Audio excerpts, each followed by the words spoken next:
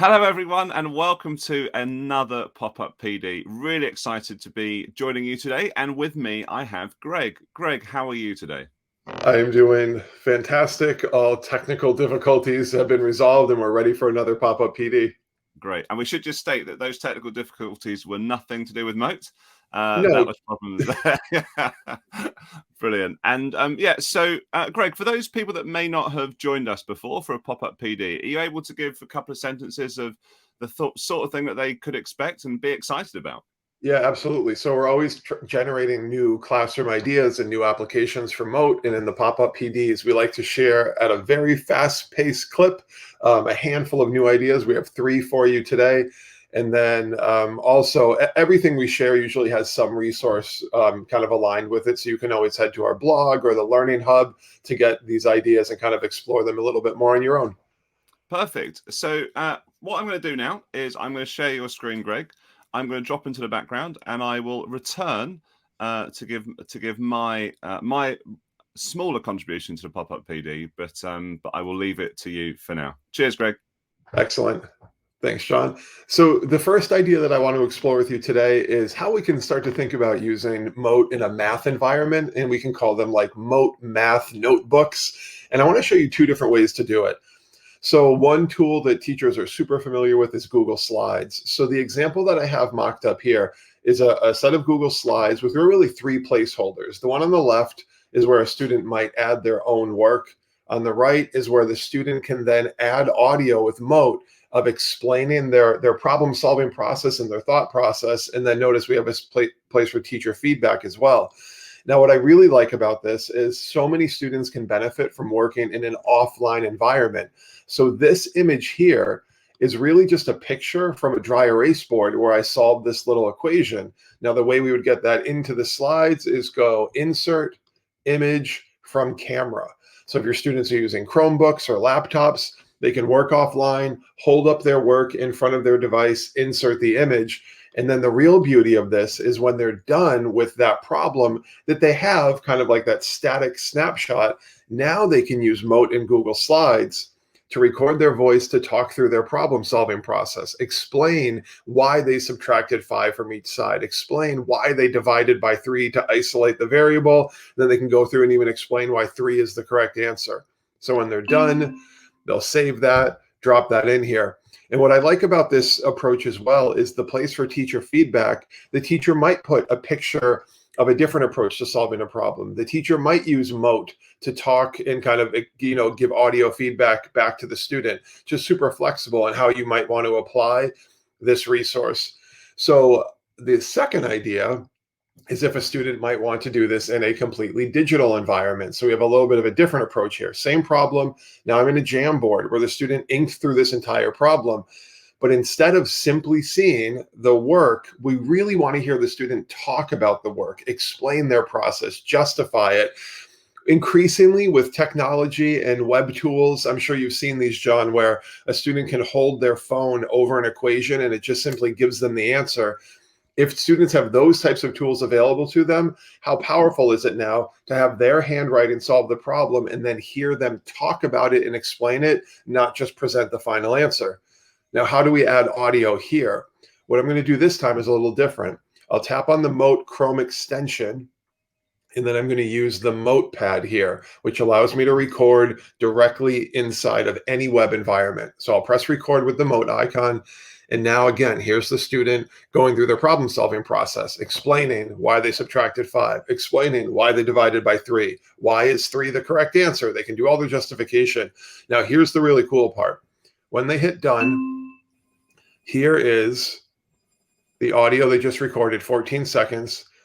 What the student can do now is copy that link. That's the link that they turn in. They don't turn in the link to the Jamboard. They turn in the link to their recording that they just did. And here's what it looks like. I'm just going to paste that into the browser.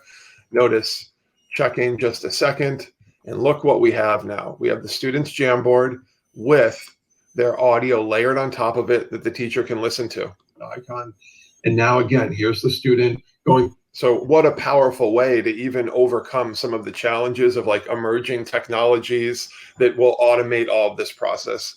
So both of these ideas are available for you on the Learning Hub on the Mote Learning Hub. So if you head to learn.mote.com, head over to the hub, and if you scroll down, it's one of our newer resources. Here it is, Mote Math Audio Notebooks, examples, video walkthroughs of both ideas. So we have you covered if you want to explore any of this on your own. That is fantastic, Greg. Some really, really nice way of, well, two very nice ways, simple ways, but also powerful ways of using the power of voice and then putting that alongside, in this case, it's math, or maths, as I would say. But that's really cool. And I would definitely just really encourage you to visit the Learning Hub as Greg has shared there. And I actually dropped the link into the chat as well. So I'm just going to unshare your screen temporarily there, Greg. And just say as well, so at one point during that, Greg actually was using what's called the Mote pad to record the audio, and that's what gave him the sticky Mote. If you want to find out more about that, you can head over to YouTube. We've got a video on it, but also one of our speakers at MoteCon, Katie McNamara, delivered an excellent session on just that topic. So thank you for that, Greg. Okay, what I'm going to do now is I am going to quickly share my screen, and I'm just going to share with you something that's a little bit quicker, but I hope will be equally as powerful for you and for your students, and even for your colleagues as well. So this is basically, every Mote has a landing page. Now, you will be taken to the landing page for a variety of different reasons. Perhaps you're accessing on a mobile that hasn't got Mote installed, or a browser that hasn't got Mote installed, or perhaps that's just how the creator and the sharer was sharing that particular Mote with you. Well, what's really nice about this now with our landing page, if I go back to the first phase, is that you are met with a page that looks like this. So we have the familiar voice note playable card here. We have the transcription. And then you will notice that just below, we now have this functionality that allows you to reply. And what's great about this, Greg, is that you don't actually need the Mote extension installed to your browser to be able to do this. So this works on mobile, works on tablets, and also, as I'm demonstrating here, would work on a browser. So what you can see is I've done a little sort of prompt here. In this case, it was, what is your favorite joke? And please make me laugh out loud for it. And you can see that I've had three responses here. It wasn't really fair because I went first, and my joke is definitely the funniest of all of them. But it was great that Eric and Michael then responded as well. And it just got me to thinking that what a nice way that you could do something like, you could, as a teacher, you could share a prompt for your students, maybe at the start of the year or a start of a new semester, just to ask them to share something about their experiences and maybe one or two things that they're looking forward to. And of course, with something like this, super powerful too, because you can share it with your colleagues and your co-workers to maybe have a similar way of developing some team morale and some team bonding, just with a very simple tool here. But again, just as we're like super pleased with at Mote, is you could do this with text. You could ask your colleagues, you could ask your students, you could ask the wider school community to be typing this sort of thing out. But when you add voice to it, the extra value that you get, the extra connection from the way that you hear someone's intonation, you can hear the humor in their voice, etc., is a super powerful experience.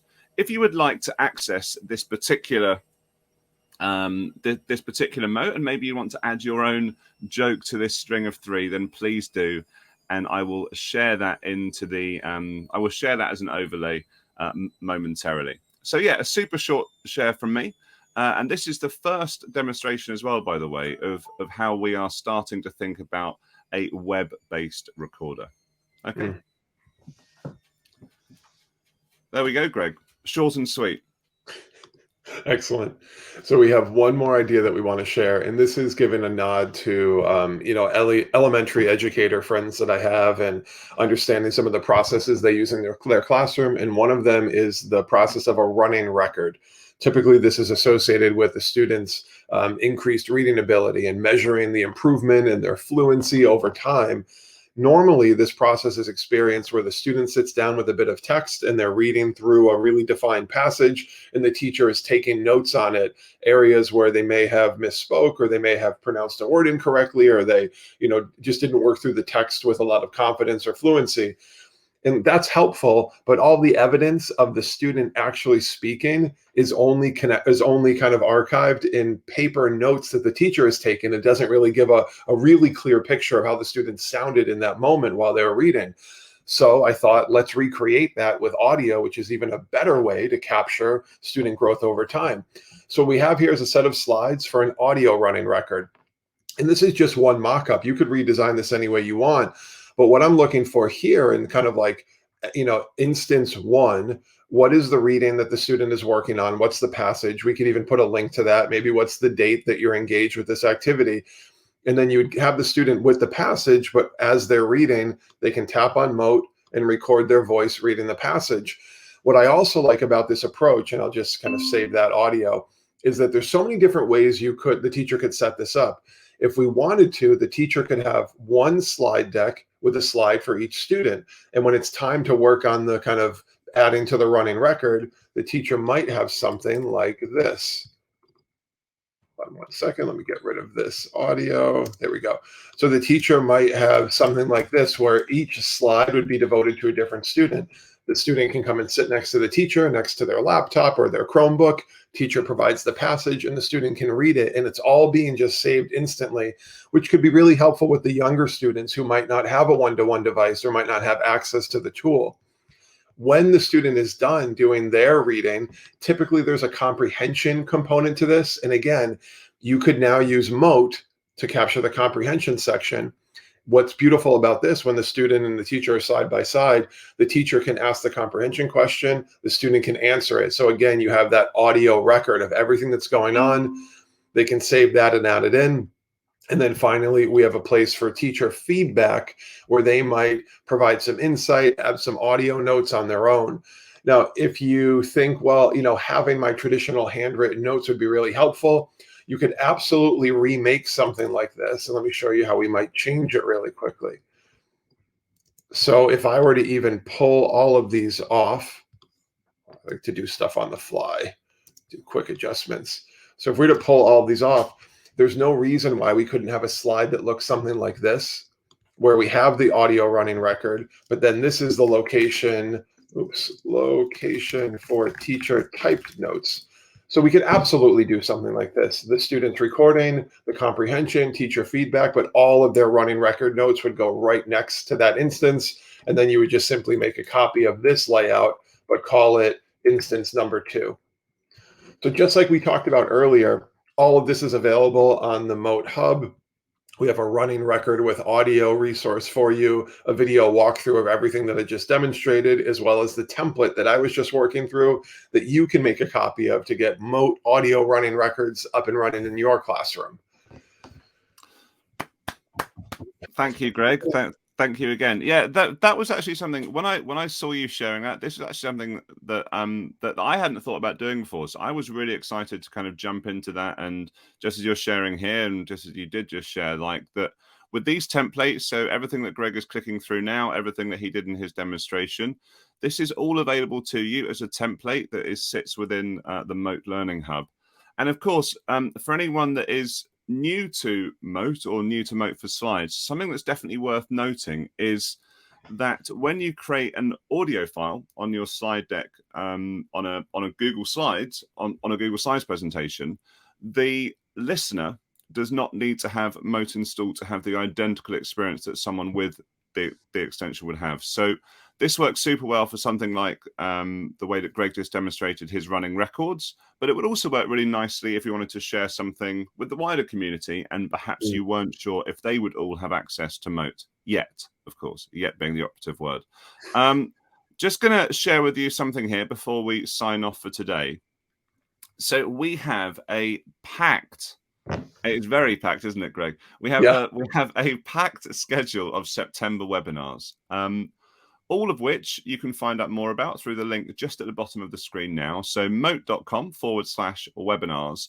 They are predominantly at the moment at times that would suit our community in the US.